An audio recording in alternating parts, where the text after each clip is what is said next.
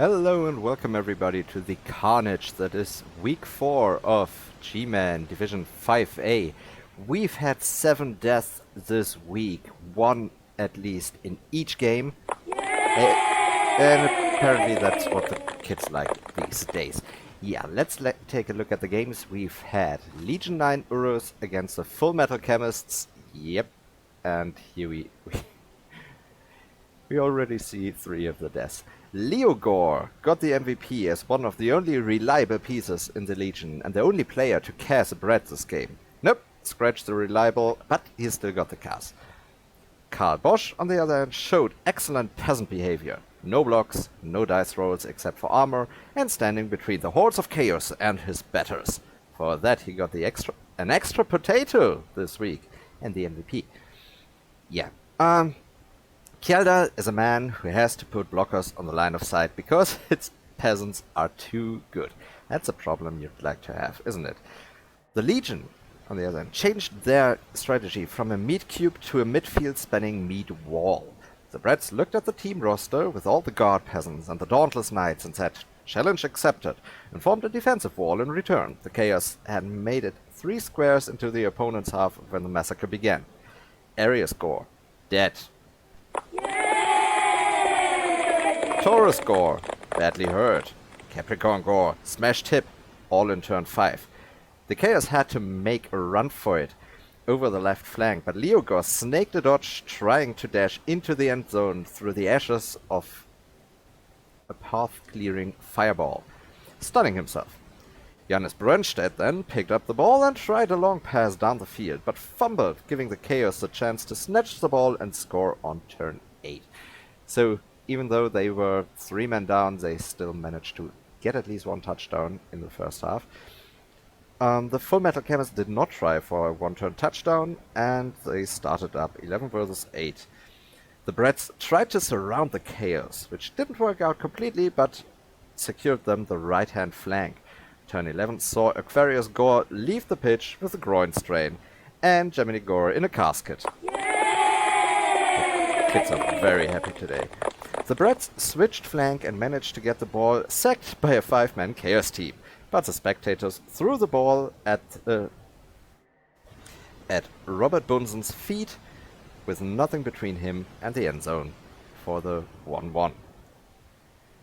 What is better than playing 11 versus 6? Playing 11 versus 5, which is why Otto Hahn stomped on Scorpio Gore's face until he was dead.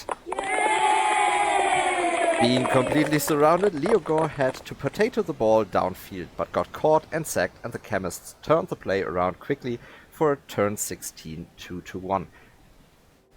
I have to say, for being so many players down, the Chaos, coached by Glorion, had really together tight. So they gave the Bretts a run for their money, and it was up in the air until the last turn if the Bretts were even able to win after such a dominating performance, at least in the fisticuffs department. We have lots of SPP, of course, on the side of the Bretts. It's 22 altogether. The Legion only got 7 because Gemini Gore was later returned to his homeland. Yeah. Let's look at the teams. We have 1 level up on the Legion. They had a level up on Leo Gore, who finally got block. Yes, that's the final thing he needed. I would say sure hands next, but that's about it. Yeah, the team doesn't look fit anymore. It's what happens sometimes. On the other hand, very fit looking. Only the Blitzer out. It's the Bretts, it's the Full Metal Chemists, and here we had Johan Kjeldal, who got sure hands, which is really nice, picking up the ball. Finally, we have a dedicated ball carrier on the team. We have Robert Bunsen, who got guard, very nice as well. Walter Nernst also got strip ball.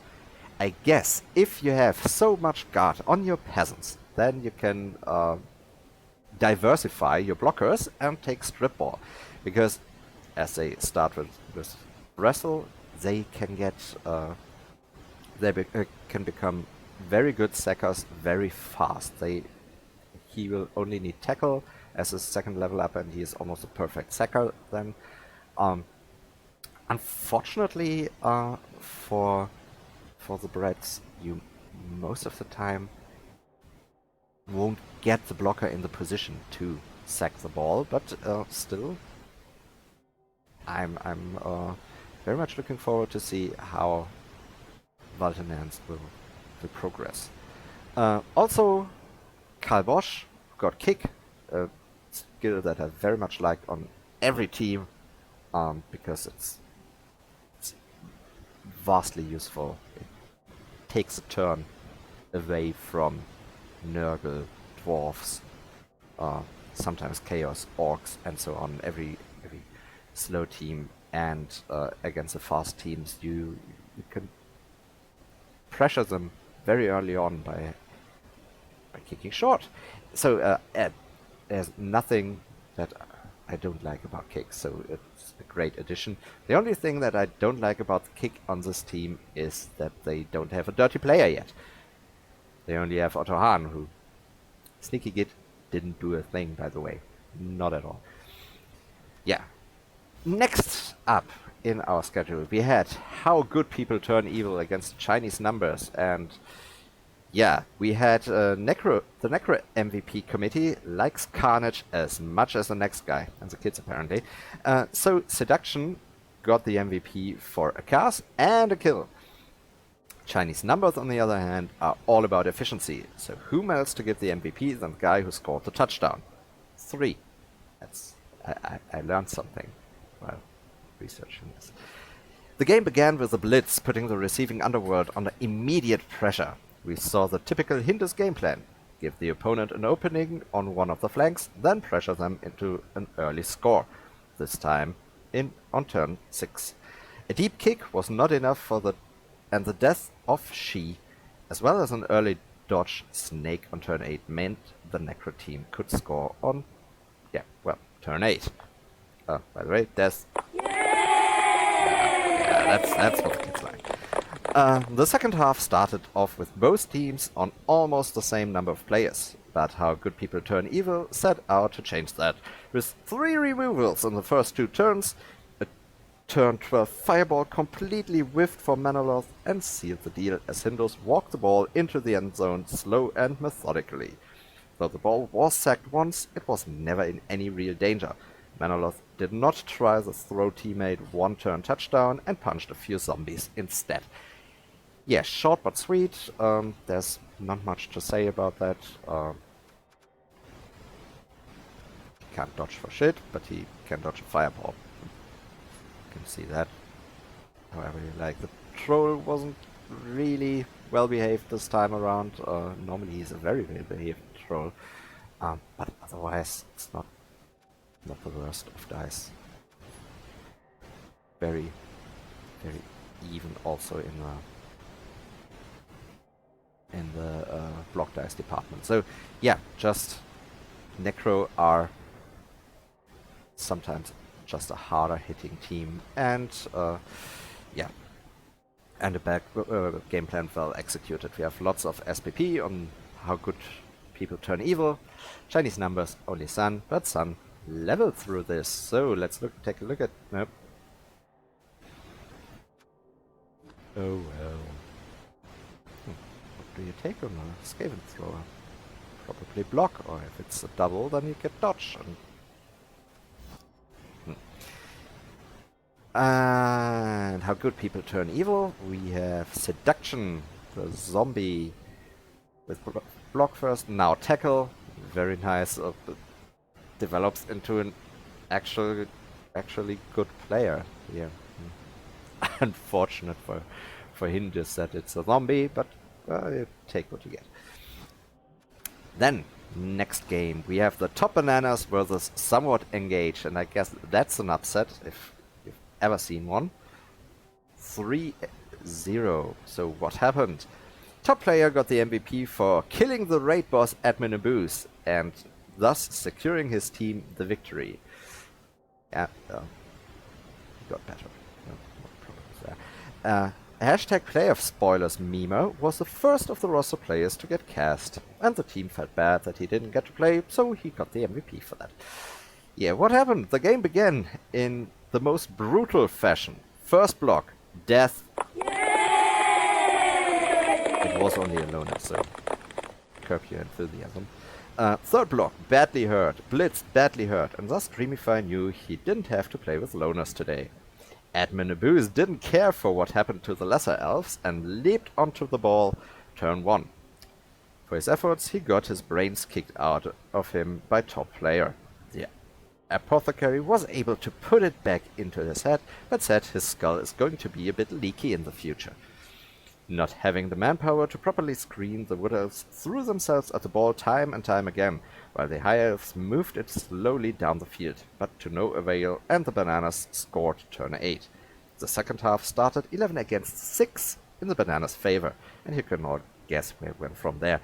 Dreamify went left, back, left, and then Potato to the right, but got caught, and the ball went to top player this time, who went out of blitzing range thanks to a very nice pass by top long bomber and scored on turn 13.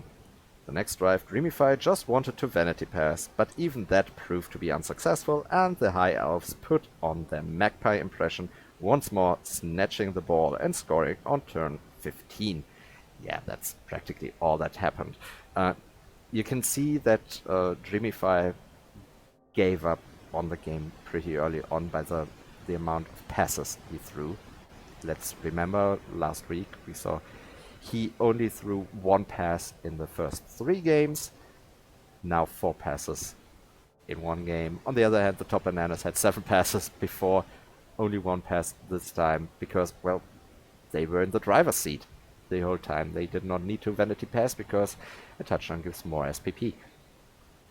From the dice rolling perspective, it wasn't even that bad for Somewhat Engaged, except for the casualty dice. And that it happened in exactly the first 2 turns and to the star player. On the day they did not have their treeman, that's just too much for Wood Elf team, so yeah. Also, Admin Abuse, now AV6, that's harsh, that's bad for him. Very bad. We had Reddit Scheduler, Advice Restrained in chat, and hashtags Playoff Spoilers Memo all get their level ups, and all got dodge. Yep, that's the Elven way, especially the Wood Elven way, because, well, let's face it, MA7, just too good. With dodge, you can reposition anywhere. Yeah. It's looking a bit grim for Dreamify now. But last time I said that he went to the finals of the Super Bowl. Then Top Bananas, yes, exactly, Top Bananas. They had only top player level, and top player got Wrestle, so 1 less chance to 1 and 9. Very nice. What do you want? I know what you want. You want to hear about the last game of the season, of the week. Not season. You're not that far on. Jurassic Sparks versus High Tune Hustlers. Yeah, I was being sarcastic talking about the Lizard passing play last week, but Ulda Hutek made it work, so good for you. Jose Lasso got... I don't know how you want me to pronounce that one. Jose Lasso got punched a lot, I guess. He was absolutely unremarkable in every aspect of the game. He was the only one to level, but just because of the MVP, so that can't be it why he got... Anyway, the ball was kicked short. So short, in fact, that Tsar of the Moon caught it right on the line of scrimmage. With 1 less block player on the line of scrimmage, unfortunately for the Lizards, they won in 9 before they could even activate their chainsaw-wielding star player Helmut Wolf. The Elves tightened their screen and casually edgy-busted a Saurus, but he got better, thanks to the Apo. No ground was made by the Lizards, but Helmut Wolf KO'd the prone Yeehawk with a chainsaw. KO'd him with a chain. So how you managed that, I have no idea, but going on, the elves then saw their chance and outright murdered Helmut on the spot. No more KOing people with a chainsaw for you. Oh. And the kids rejoice! On turn 4, the lizard cage was based and the elves overwhelmed the defending Saurus, and Shola Slamobi powered the ball carrier. Did I already compare high elves to magpies? Well, they made off with the ball, edgy busting another Saurus on the way and scored on turn 6. Herringzor talked about almost having enough money for a new catcher before the game. So naturally, Demba Barbrawl died on a random block right now. But rejoice, Yeehawk came back from his chainsaw knockout. The second half was unknown territory for Oxester, being able to field 4 skinks for the first time this season. The elves caught the ball, abandoned the line of scrimmage, and set up a wide screen on the left flank. The advance was stalled, but a side switch was quick enough to squeeze the ball along the right sideline into the end zone on turn 13. The Jurassic Sparks did not manage to get the ball into a safe position at the beginning of the next drive, so the High Elves fluttered in and took it from them. In the ensuing brawl, the ball bounced between players for a while until it found its way close to the center line on turn 16. One Saurus was 1 square short to GFI into the end zone, but Oxester saw an elaborate push play. He positioned everyone, got the ball in the hands of Itzy of Dawn, blitzed, and unfortunately pushed the wrong player. I have to say that was I see great potential in Oxester's future for even seeing that push play. It was inexperience with the game mechanics that led to him failing it, but yeah, he will learn, he will come back, he will get better with it. Yeah. Anything interesting here? SPP, unfortunately, for the Jurassic Sparks, almost none at all. High Toon Hustlers, on the other hand, got off with a bunch of them. Looking at the teams, we have only one level up, and then that level up was on the High Toon Hustlers, and it was on Jose Lasso, who also got Kick. And I've talked about how great Kick is already. It's even better on an edgy team, so good on you, love it. Yeah, that's the games. Let's see the standings. We have the High Toon Hustlers in first place. Who would have thought that after the first 2 matches? Right on their heels, it's Full Metal Chemists, and also still in contention are How Good People Turn Evil. Also, who thought that after the first 2 games, and also Dreamify's somewhat engaged. But with admin abuse hurting, and I'm not so sure if Dreamify will be a real contender for first place or even second place now. But we have to see. We have 3 people almost in the same position. The Top Bananas have 7 touchdowns this season and are tied for first place in touchdowns, actually.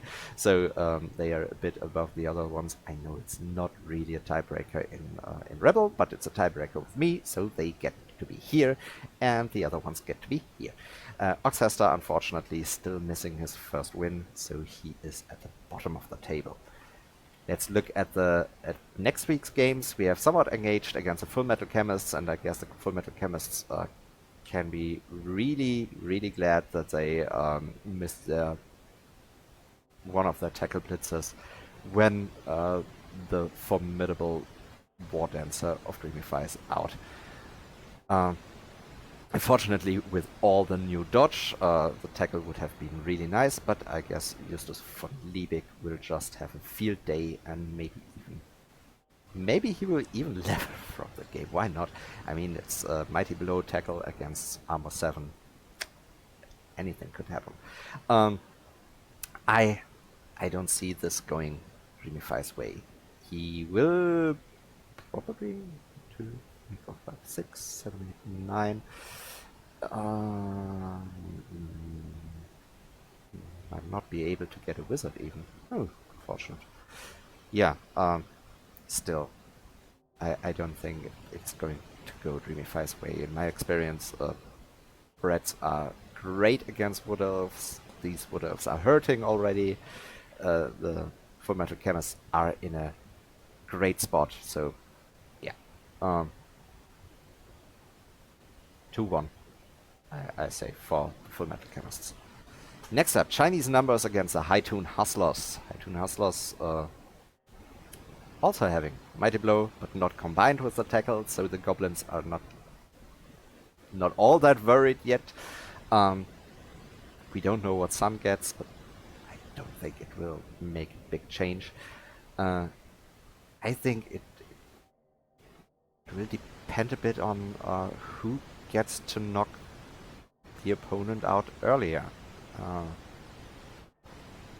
And I think Yi and have much better chances of knocking out some of the High Toon Hustlers, just because the Mighty Blow of Butch Cassidy has no block, no tackle, so it's very risky to use. The tackle, on the other hand, does not have Mighty Blow, but he's hitting goblins. It's a toss-up, so this really can go anyway. Judging by the performance so far, Herringsword looked on point in pretty much all of his games. Manaloth also very good, but his team let him down more often than not. And I don't want to predict another draw here, so I say 2-1 High Toon Hustlers again. Then we have Legion 9 Uruts against Jurassic Sparks, and for the Jurassic Sparks I have to say, you don't have to fire an edgy bastard Saurus.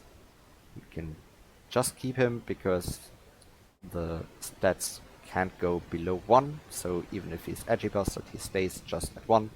Maybe the 1 is red then, and if you don't like the look of that, okay, go for it, but you don't really have to fire him. You could have slowly bought a bench of skinks. Yeah, this will be the loner armies going against each other, and when it comes to loner armies, the skink loners are much better than... it's better to have skink loners than a bunch of beastman loners, although you can just fill up the line of scrimmage. From that point, I see the team for Oxester being a bit better, but we have Leogor, who now even has block. He is a star player on his own. He is the star player in the whole division at the moment, I think. So he alone might be able to turn it around for Glordion. Also, Glordion, previously playoff coach, he has the knowledge, the game knowledge, to maybe make it work. I mean, getting 4 points out of the first 2 games with Baby Toddler Chaos is really good. So hard to predict once more. I'll go with 2-1 for Glordion.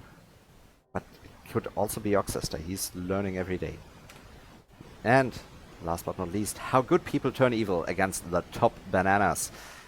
Top Bananas coming off their first and very much major victory. On the other hand, how good people turn evil already have a 2-win streak going for them. They have a team that is coming together ever better every... yeah, it's coming together. That's what I'm trying to say. Top Bananas get a journeyman, but Top of the Morning is not somebody they will miss that much. Oh, dodge. Ooh. Yeah, I think everything looks to be in How Good People Turn Evil's favor. Yeah, I think it will be the top bananas get the ball, get a free flank, table sideline cage, they will be pressured to score early, then Indus scores back, and in the second half he just slowly grinds his way to a 2-1 victory. Like always. That's my prediction for this. Good. Then we get to the last part, the awards. GMAN Division 5A Week 4 awards. We have 3 new awards this time, because there was so much carnage that we did not get any Pillow Fist award, and it was spread around on everyone, so we also didn't have any Killer Instinct or some such. So first off, we have the solid investment for the Jurassic Sparks in investing into Helmut Wolf. 1 KO that immediately came back, died on turn 2. That's 110k, very well spent for 1 action. Then we have the One Punch award, which goes to Walter Nernst. 1 block, 1 kill, that's how you do it. I mean, what do you expect from a guy with a chin like that? That's what happens. And then the last one is a dunce cap to Krokzar. In previous games he was a pillar of the team, and this time 10 succeeded, but 5 failed boneheads, 8 a reroll for a bonehead into a bonehead, and to top it all off, look at those block dice. He was everything but the pillar for the team this week. He was, he was. I should have thought of something before ending on this note. Well, well, have fun with that. Put in your own metaphor of what Krokzar was for the Jurassic Sparks here.